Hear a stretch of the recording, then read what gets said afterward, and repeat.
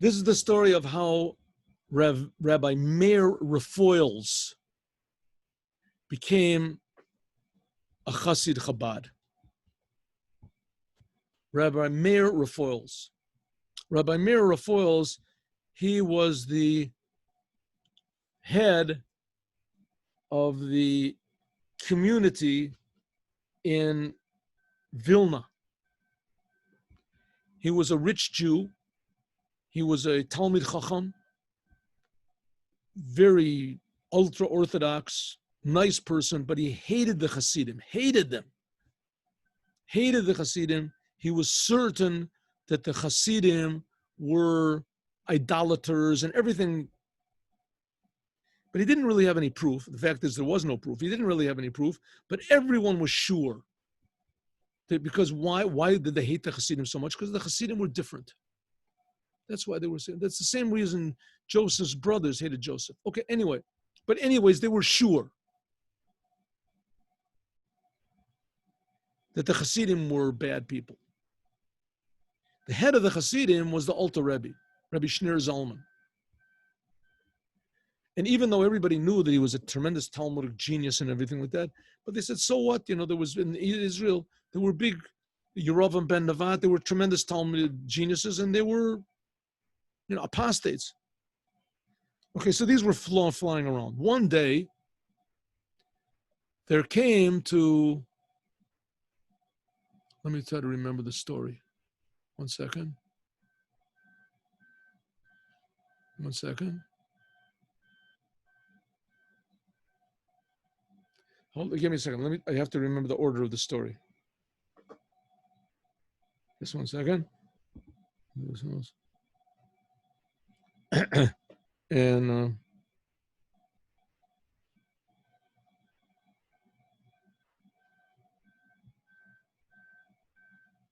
okay, this is how I think it goes. So the knocks on his door. It's a rainy night, cold, rainy night. Knocks on his door.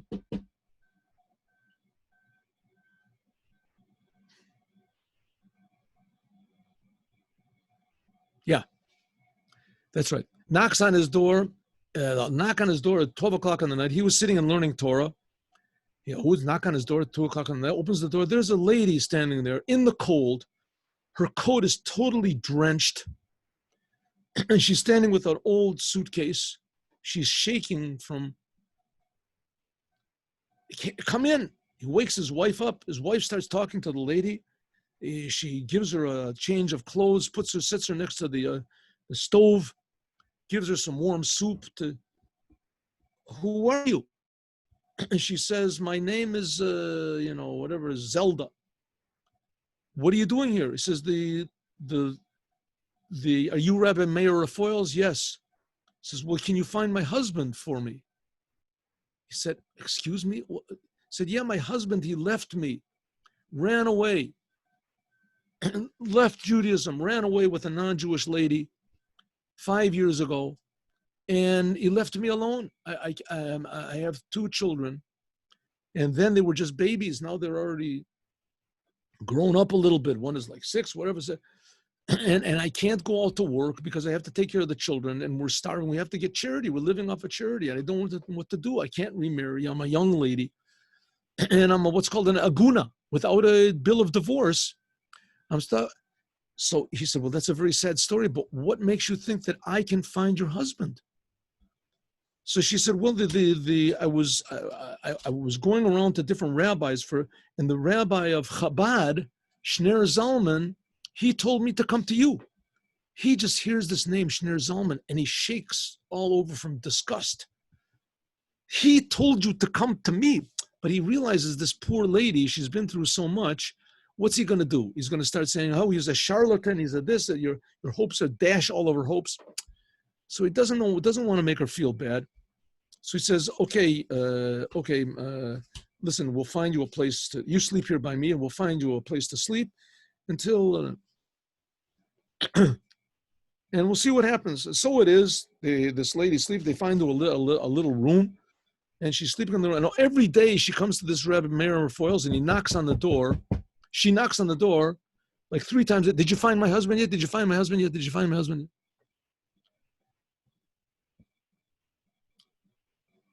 So finally he asked her, maybe give me some details about your husband. Hey, his name is Shmerel, and he looks like this, and he has a scar over here, and he limps a little bit, and he looks like this. Okay, he has absolutely no idea who this person is, no idea who she is, no idea who Beryl is. How is he going to find Shmerel? How is he going to find it?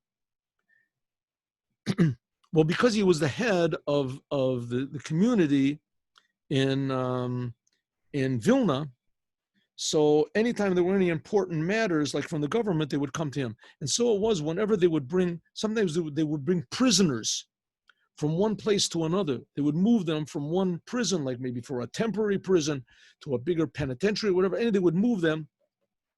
So they would stop, if they would go through Vilna, they would stop, or maybe they were going to Vilna. In any case, they would stop and call him, and he would see if any of the prisoners were Jews. And if any of them wanted to repent or confess, a lot of them they were taking to kill. So it happened one time, there was a whole group of prisoners they brought. This is like 3, 4, 5 months after this lady arrived. And they brought these prisoners, and they asked them, so he asks them, are there any of you prisoners, are any of you Jews? So one person reluctantly steps forward and he says, yeah, I'm a Jew.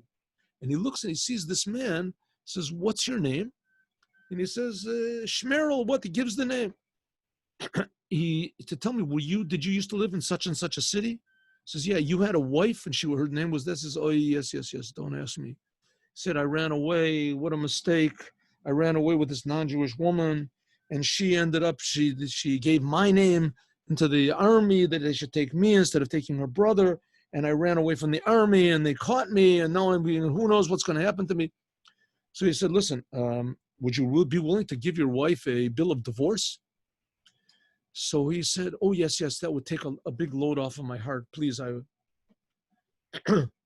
So he tells the guards to wait, and he runs and he brings the lady and 2 other Jews, makes a judicial court, and he brings a scribe, and the scribe writes out a bill of divorce quickly, and he gives it to this person. The man divorces his wife.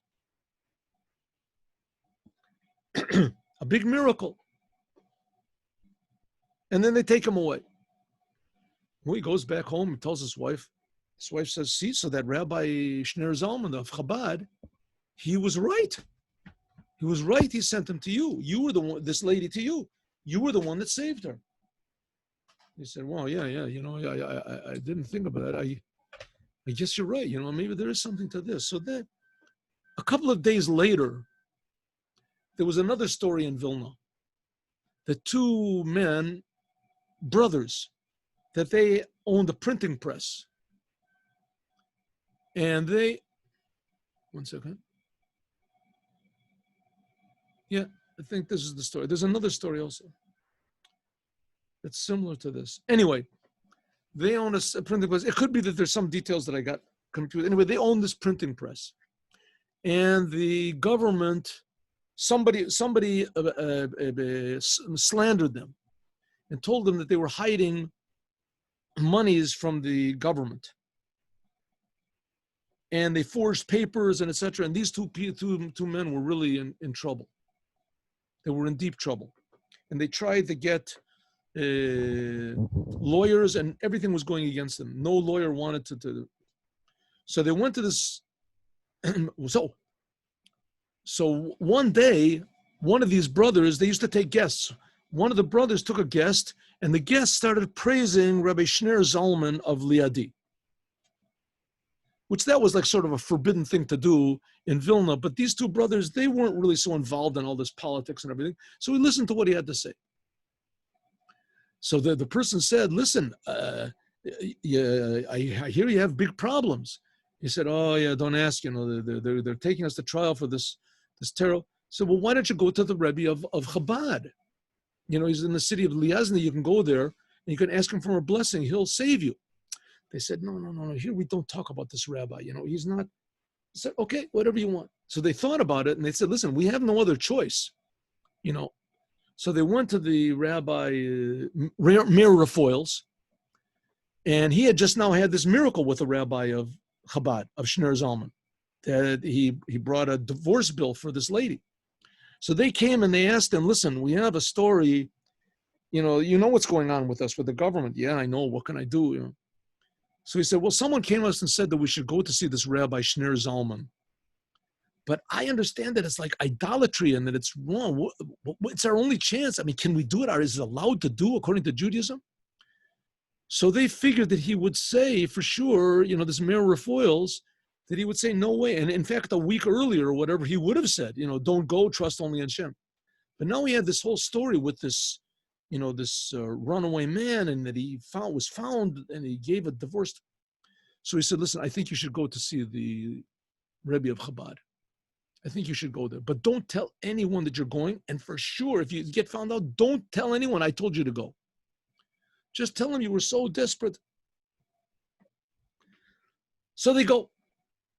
They go to Liazne, and there they are standing in front of the Rebbe in the Rebbe's room. And they tell the Rebbe their whole story, what it is. And so the Rebbe looks at them and he says, do you know why it says in the Talmud that the kingship of heaven is like the kingship on earth? Malchuta d'Rakia ka'ain Malchuta da'ara. The kingship of heaven, or maybe it says it the other way, the kingship of the earth, Malchuta da'ara ka Malchuta d'Rakia. That kingship in the world is the same thing as God's kingship. Do you know why it says that? So the two brothers, they look at each other and they look at the Rebbe and say, Rebbe, we don't know, but we have this terrible problem. We're being accused of this crime. If we're found guilty, they could kill us, for taking money from the government. The Rebbe said, but do you know why it says the kingship of heaven? So they figured the Rebbe is getting at something. They said, no, we don't know, Rebbe. We don't know. So he said, I'll tell you why. He said, because God, the name of God is written Yud and then Hey and then Vav Hey, but we don't say Yud Hey Vav Hey. We say Adonai. We don't call God the same way as he's written. Well, the same thing in Russia. The real name of the royal family is Romanov, but nobody calls them by the name Romanov. They call Tsar Nicholas, Tsar Alexander, by the first name. And that's why. So they look at the Rebbe and they look at each other and they can't believe. I mean, the man is just, not in contact with reality. They asked him a question, life and death, and he's telling them all these stories. So he smiles, the Rebbe smiles at them and looks down at his book, and they realize that that's it. And that's the whole meeting, and they leave. And they go outside and they're crying and they're weeping. What's going to be with us? We were sent off to this man. He makes no sense. He's not coherent. So they go back and they tell Rabbi Meir Rafoils what there was. And Rabbi Meir Rafoils says, okay, look, seems like I made a mistake. And that happened with this divorce. It was just, I guess it was just an accident, one-time thing. I don't know what to tell you. God will help. Well, a couple days later, these two brothers, they get an idea. Maybe what they can do is to talk to the minister. They heard from somebody that the minister of justice in the Tsar's palace, the minister of justice, he's not a big anti-Semite. You can talk to him. So they figure out this plan. They take a bundle of money. They go into Petersburg, which was forbidden if you don't have a permission. And they found out who, by means of giving bribes, they found out who was going to be the guard in the palace that day, in the king's garden. And they found that the king goes into the garden and he takes a stroll whenever he wants to, but one day is reserved for all of his ministers. The gardens are beautiful. I was there. I don't know if it's the same gardens, but in Petersburg, they had this beautiful palace over there. And the gardens are just fantastic, beautiful, and he gives one day that his ministers go and the minister of justice, his time is like 7 a.m. on Wednesday. So they bribe this guard and they say, listen, let us come into the minister. So you don't have any weapons or no weapons. It's okay. I'll let you come in. If anybody catches you, you should know that I'm really going to get it. They give him a fortune of money. says, I'll really get punished by it. Okay, I'll let you come in. But if you try anything, you should know I'm not going to, and I'll stab you. I'll kill you both. He has a sword. He's a good soldier. He says, okay, the soldier, I'll make a sign for you. And then you hide in the bushes and come crawling. Don't stand up. Come crawling and beg for mercy. So they said, okay. So sure enough, they went there in the beginning of the night and they hid in the bushes the whole night. It was cold. At 7 in the morning, 5 minutes to 7, they hear people walking. And sure enough, there's this guard, this huge guy, you know, and he's got his hand on his sword. And there's the minister of justice is walking next to him. So the guard, he sees them, he notices them, and he makes a sign to them. And they jump out of behind the bushes and they're crawling. Mercy, mercy, we're begging for mercy, mercy, don't kill us, we're innocent, we're innocent. So the guard pulls out his sword, and the minister, and he says, who is this? Who are you? And he says, please, Minister of Justice, we're innocent, we're having a trial next week, and please, we didn't do anything, please. So the Minister of Justice looks at him, he says, oh, you probably think I'm the Minister of Justice. I'm not the Minister of Justice. You thought I'm the Minister of Justice? I'm the Minister of Education. The Minister of Justice was sick and we changed places. They hear this and that's it. They wasted all this money. It's their last chance. And they start crying. And this Minister of Education, he says, stand up, please, stand up.